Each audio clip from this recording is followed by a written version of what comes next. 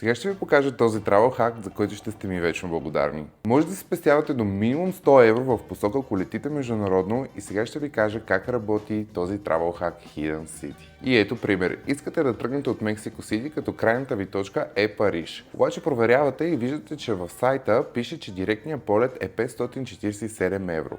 И затова правите следното. Трябва да направите прекачване в Париж и затова написате в търсачката Порто. И излиза, че всъщност е 445 евро, т.е. разликата е 100 евро.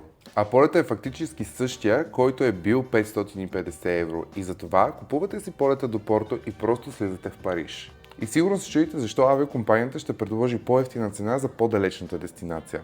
Няколко пъти вече съм ви казал, че авиокомпаниите не определят цените си спрямо разстоянието, а спрямо интереса, конкуренцията и доста други фактори. Този travel hack аз вече съм го прилагал и по същия начин се прибрах от Мексико до София.